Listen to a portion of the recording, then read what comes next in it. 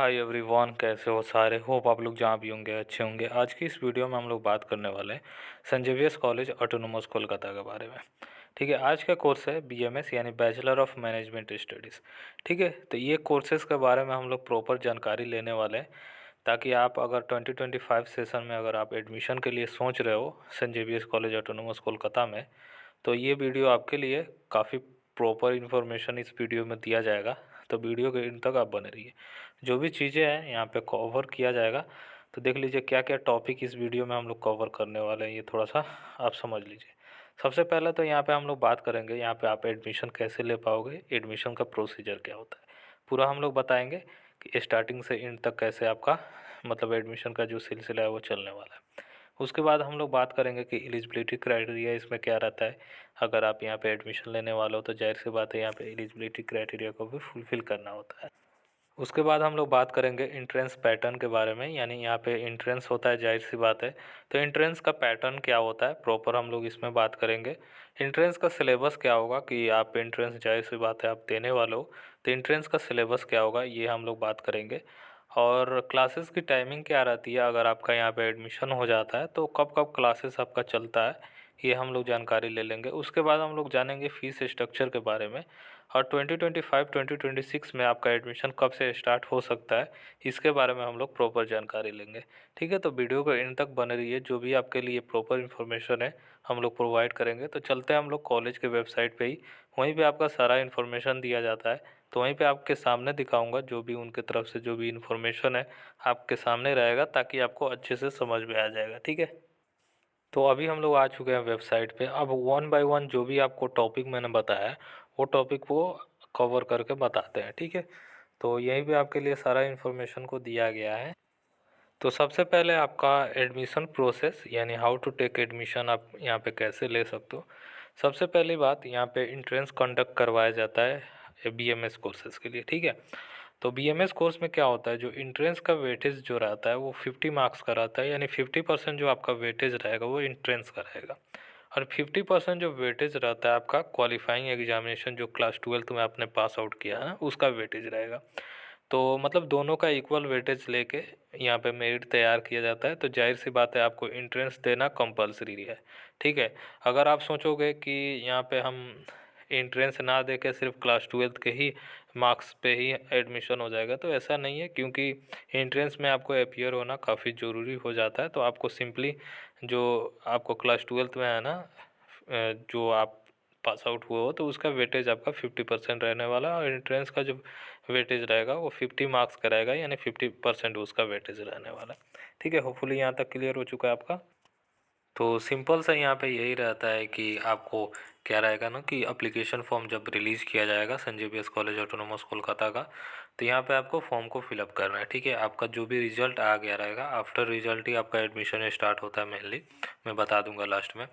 तो आपका क्या होगा कि जब फॉर्म फिलअप आप करोगे ना, तो फॉर्म फिलअप करने के लिए आपका जो भी मार्क्स है क्लास 12th में आपने जो भी ऑब्टेन किया रहेगा उसको फिलअप करना पड़ेगा। ठीक है, उसके बाद क्या होगा कि आपको एक डेट अलॉट किया जाएगा कि इस डेट में आपको जाकर एंट्रेंस देना होगा। ठीक है, जो भी कैंडिडेट फॉर्म भरे होंगे बीएमएस के लिए सबको एंट्रेंस देना जाना होगा, और एंट्रेंस के बाद आपका जो भी है उसी के बेसिस पे आपका सिलेक्शन होने वाला है। ठीक है, तो अब हम लोग बात कर लेते हैं बीएमएस एडमिशन टेस्ट पैटर्न के बारे में और सिलेबस के बारे में। ठीक है, तो देख सकते हो यहाँ पे जो कोर्स है बैचलर ऑफ मैनेजमेंट स्टडी है, और यहाँ पे टेस्ट का जो नाम है बीएमएस एडमिशन टेस्ट 2025 हो जाएगा। ठीक है, ये लास्ट ईयर का मैं बता रहा हूँ। ठीक है, तो इस साल भी सेम ही रहने वाला है। तो जो आपका एग्ज़ाम रहेगा ना, 50 नंबर का आपका फुल मार्क्स का रहेगा। उसके बाद जो आपका ये 1 घंटा का एग्जामिनेशन रहने वाला है, और एग्ज़ाम का मतलब मेनली टाइमिंग यही रहता है कि 9 बजे से 10 बजे के बीच में होता है। लास्ट ईयर तो 7 जून को आपका एग्जामिनेशन जो बीएमएस वाले थे उनका हुआ था, तो मेनली जून के आसपास में ही इंट्रेंस कंडक्ट करवाया जाता है। ठीक है, तो और जो फॉर्म आता है ना अप्लीकेशन फॉर्म, तो ये मान के चलो आपका मतलब क्लास 12 के रिजल्ट आने के बाद ही आता है। तो मान के चलो मई के आसपास आता है। अगर जिनका रिजल्ट नहीं आया रहता है तो वो लोग बोलते भी हैं जिनका रिजल्ट आया रहेगा वही फॉर्म फिलअप करेंगे, क्योंकि जाहिर सी बात है क्लास 12 का मार्क्स उसमें चाहिए होता है। तो जब तक आपके पास मार्क्स नहीं है तो वो कैसे एडमिशन लेंगे। तो आपको क्या रहता है कि जब आपका रिजल्ट आ जाएगा तब आपको फॉर्म फिलअप करना पड़ता है, तो मई के आसपास में फॉर्म आता है, ये ध्यान रखिए आप। अब थोड़ा सा सिलेबस को समझ लीजिए। यहाँ पे जो सिलेबस रहेगा, इंग्लिश एंड जनरल नॉलेज का जो 10 मार्क्स का रहेगा, ठीक है, यानी 10 क्वेश्चन, मतलब 10 मार्क्स का आपका रहने वाला है। उसके बाद आपका मैथमेटिक्स जो रहेगा 20 मार्क्स का आपका रहने वाला है, यानी 20 क्वेश्चन, इंग्लिश में 10 क्वेश्चन, मैथमेटिक्स में 20 मार्क्स, 20 क्वेश्चन। और उसके बाद रीजनिंग का 10 मार्क्स का आपका क्वेश्चन रहने वाला है, तो 10 मार्क्स वो हो गया। डेटा एनालिसिस एंड इंटरप्रिटेशन का 10 मार्क्स, यानी 10 मार्क्स का आपका ये रहने वाला है, तो टोटल हो गया 50 मार्क्स। तो आपको मतलब सारे क्वेश्चन को अटेम्प्ट करना कंपलसरी है, ये ध्यान रखिएगा, ठीक है। और यहाँ पे देख सकते हो, यहाँ पे जो क्वेश्चन रहता है एमसीक्यू रहेगा क्वेश्चन, और एक क्वेश्चन सही करने पे आपको एक नंबर मिलेगा, और यहाँ पे निगेटिव मार्किंग नहीं रहता है, ठीक है। तो सारे क्वेश्चन को आप अटेम्प्ट करके आओगे, भले ही आपको नहीं आ रहा है या आ रहा है, मतलब सारे क्वेश्चन को आप अटेम्प्ट करके आना, ठीक है। और जो भी ये बताया गया ना, ये सिलेबस को आप अच्छे से, इसके अंदर भी मैथमेटिक्स के अंदर में बहुत सारे नंबर सिस्टम हो गया, आपका अलजेब्रा से रिलेटेड हो गया, ये सारी चीज़ें हैं मैथमेटिक्स के अंदर में, तो वो चीज़ों को भी अच्छे से पढ़ लीजिएगा, ठीक है, डिटेल में पढ़ लीजिएगा। उसके बाद जो ऑफलाइन होता है, यानी आपको कैंपस में ही जाना पड़ेगा, मोड ऑफ एग्जामिनेशन जो होगा ना ऑफलाइन होगा, यानी आपको Saint Xavier's college Kolkata main campus जो है ना, पार्क स्ट्रीट वाला, वहीं पे जाके आपको एंट्रेंस देना होगा, ठीक है। वेन्यू आपको मैंने बता ही दिया, Saint Xavier's college autonomous Kolkata venue आप सभी का रहता है। होपफुली ये चीज़ें क्लियर हो चुका है। तो मेनली आपका फॉर्म जो रहेगा ना मई के आसपास में आएगा, और जून में आपका जो फर्स्ट वीक ऑफ जून में लास्ट ईयर तो एग्जामिनेशन हुआ था, तो होपफुली जून के आसपास में होगा। अगर कोई चेंजेस होगा ना, तो अभी 2025 का तो अपडेट अभी आया नहीं, अभी आने में थोड़ा सा टाइम लगेगा, ठीक है। तो मतलब जो भी अपडेटेड, अगर इसमें कोई चेंजेस होगा ना, तो मैं आपको बता दूंगा। जाहिर सी बात है, डेट जो रहता है ना, चेंजेस रहेगा, तो डेट में आपको बता दूंगा। तो आप चैनल पे बने रहिएगा, सारा डिटेल आपको बता दिया जाएगा। अभी के लिए जो इन्फॉर्मेशन मिल रहा है वो चीज़ों को आप अच्छे से समझ लीजिए, ठीक है। डेट में बस चेंजेस रहेगा, बाकी जो एंट्रेंस पैटर्न जो भी आपका मतलब डिटेल जो मैं बता रहा हूँ वो सारा चीज़ें सेम रहता है, ठीक है। यहाँ तक क्लियर हो चुका है। आइए हम लोग समझ लेते हैं एलिजिबिलिटी क्राइटेरिया को, ठीक है, क्योंकि एलिजिबिलिटी क्राइटेरिया काफ़ी मेन हो जाता है। जब तक आप एलिजिबिलिटी क्राइटेरिया को फुलफ़िल नहीं करोगे, तो अगर आपका मतलब मार्क्स भी अच्छा आ जाए एंट्रेंस में, और आपका क्लास 12th में भी मार्क्स अच्छा आ जाए, पर अगर एलिजिबिलिटी क्राइटेरिया को आप फुलफ़िल नहीं करते हो, तो आपका एडमिशन आगे चले कैंसिल भी हो जाता है। तो इसको जो है ना ध्यान से समझिएगा, ठीक है। तो देख सकते हो जो बीएमएस कोर्स है 2017-18 से ये सेंट जेवियर्स कॉलेज में मतलब स्टार्ट हुआ था। अब यहाँ पे एलिजिबिलिटी क्राइटेरिया को समझ लीजिए। तो जो कंपलसरी सब्जेक्ट है क्लास 12th में, ये ध्यान रखिएगा, इंग्लिश आपके पास रहना चाहिए, और 100 मार्क्स का आप पेपर देना रहना चाहिए, यानी मैक्सिमम मार्क्स जो 100 बोर्ड का होता है ना, वो देना रहना चाहिए। मतलब 100 मार्क्स का पेपर आप दिए रहोगे, भले ही आप कितना ऑब्टेन किए रहो, वो मैटर नहीं करता। उसके बाद आपको मैथमेटिक्स या बिजनेस मैथमेटिक्स या स्टैटिक्स या अप्लाइड मैथमेटिक्स, इन जो सब्जेक्ट में बताया, इन सब्जेक्ट में से एक सब्जेक्ट आपके पास रहना चाहिए, ध्यानपूर्वक रखिएगा, ठीक है। उसके बाद क्या होगा कि प्लस एनी 2 सब्जेक्ट, ठीक है, इंग्लिश और मैथमेटिक्स तो आपका हो गया। उसके बाद क्या होगा, उसके अलावा 2 सब्जेक्ट और रहना चाहिए। बेस्ट ऑफ 4 का यहाँ पे मेरिट को बनाया जाता है, जो 50% वेटेज दिया जाएगा ना क्लास 12 का, बेस्ट ऑफ 4 का ही बनाया जाता है। तो मान लीजिए अगर आप कॉमर्स हैं, तो इंग्लिश और मैथमेटिक्स आपके पास रहना चाहिए। उसके बाद आप अकाउंटेंसी को रख लीजिए, या बिजनेस स्टडीज़ को रख लीजिए, या आप क्या कीजिए, इकोनॉमिक्स को रख सकते हो या बिजनेस स्टडीज़ को रख सकते हो, ये टोटली आपके ऊपर डिपेंड करता है, ठीक है। मैथमेटिक्स और इंग्लिश कंपलसरी है, और दोनों 100 नंबर का पेपर दिए रहना चाहिए, ध्यान रखिएगा, ठीक है। तो यहाँ पे आपका जो रहेगा उसी के इति पे रहेगा। यहाँ पे इन्होंने बता भी दिया है, क्लास 12 के मार्क्स के बेसिस पे होता है सिलेक्शन, और एडमिशन टेस्ट के बेसिस पे यहाँ पे सिलेक्शन होता है, ठीक है। तो जो इंडेक्स कैलकुलेशन होगा, aggregate percentage by 2 plus admission test 50 out of 100, ऐसे करके यहाँ पे जो सिलेक्शन होता है ये करवाया जाता है। और एक चीज़ और कि अगर आप मतलब जो कैलकुलेट कर रहे हो ना, मतलब कि जो भी मेरिट के लिए बेस्ट ऑफ 4 में आप एग्रीगेट कैलकुलेशन के लिए जो सब्जेक्ट है ना, ये सब्जेक्ट को आपको इंक्लूड नहीं रखना है, ठीक है। ये लिस्ट ऑफ सब्जेक्ट भी है, जैसे कि all dance courses, all vocational courses, मतलब आप जब फॉर्म फिलअप करोगे ना तो उसमें आप ये सब सब्जेक्ट को आप इंक्लूड मत करना, ठीक है। मैंने तो कॉमर्स वालों को बता दिया। अब आर्ट्स वाले तो जाहिर सी बात है, मैथमेटिक्स उनमें रहता है नहीं है, तो वो डायरेक्ट एलिजिबल नहीं हो पाएंगे बीएमएस के लिए। जो साइंस वाले स्टूडेंट हैं तो वो इंग्लिश और मैथमेटिक्स रख लेंगे। उसके अलावा जो आपका मेन सब्जेक्ट है तो या आप फिजिक्स या बायो रख सकते हो, या फिजिक्स केमिस्ट्री जो आपको रखना है रख सकते हो, ठीक है। ये सब्जेक्ट को आपको इंक्लूड नहीं करना है, ठीक है, एग्रीगेट कैलकुलेशन के लिए।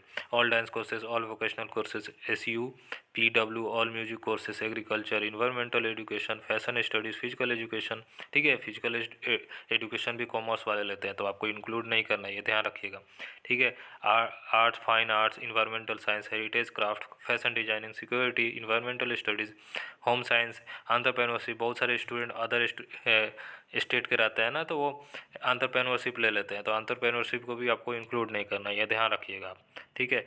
उसके बाद ये वर्क एक्सपीरियंस है, Jain foundation course, painting, health education, fabric studies, electricity and electrical courses, salesmanship, floriculture, ये सारे सब्जेक्ट को आपको इंक्लूड नहीं करना है एग्रीगेट कैलकुलेशन में। ये इसलिए आपको बताया जा रहा है ना, कोई आप गलती मत करो, ठीक है, क्योंकि अभी आपके पास अच्छा खासा टाइम है, तो इसको आप समझ लीजिएगा ना, तो आप गलती आगे चल कर नहीं करोगे, ठीक है। यहाँ तक आपका क्लियर हो चुका है एलिजिबिलिटी से रिलेटेड, ठीक है। जहाँ पे भी अगर डाउट हो तो ज़रूर आप हमें कमेंट सेक्शन में पूछ सकते हो, आपको डेफिनेटली अच्छे से और समझा दिया जाएगा। आइए हम लोग क्लासेस की टाइमिंग के बारे में जान लेते हैं। अगर आपका एडमिशन यहाँ पे हो जाता है तो क्लासेस मेनली कब कब चलता है, तो देखिए यहाँ पे क्लासेस मंडे टू फ्राइडे चलता है, सैटरडे संडे ऑफ रहता है, ठीक है। ये क्लासेस आपका मेन कैंपस में ही होता है, Saint Xavier's college autonomous Kolkata का पार्क स्ट्रीट वाला कैंपस में।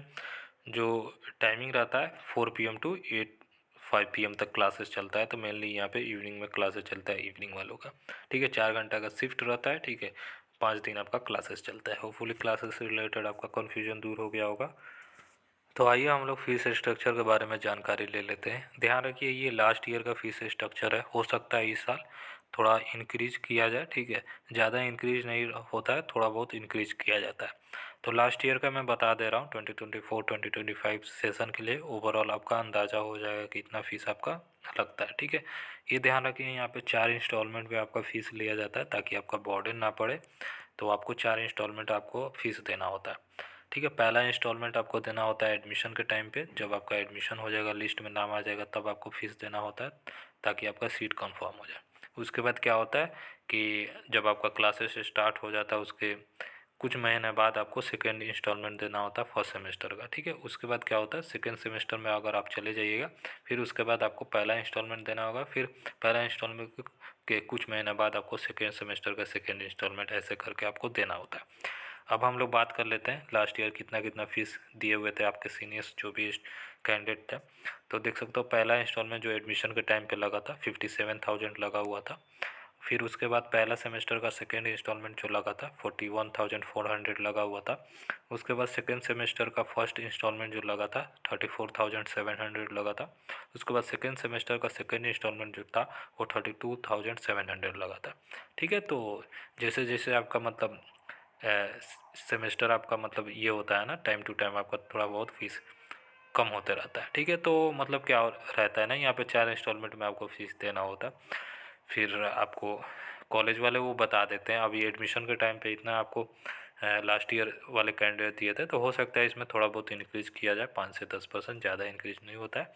तो जब अपडेटेड आएगा ना फीस स्ट्रक्चर 2025 का, तो वो भी हम लोग बात करेंगे, ठीक है। तो ओवरऑल आपका आइडिया हो गया होगा, ऐसा सारा प्रोसेस रहता है। मैंने आपको A to Z जो भी इन्फॉर्मेशन था BMS कोर्सेज़ के लिए मैंने आपको बता दिया है, तो आपको अच्छे से समझ लेना है। और इंट्रेंस का मैंने सिलेबस भी बता दिया आपको, कैसे कौन कौन सा जो भी आपका सेक्शन है उसमें से क्वेश्चन आएगा, कितने नंबर का क्वेश्चन आएगा, क्या पैटर्न रहेगा, सारा चीज़ें हमने समझा दिया।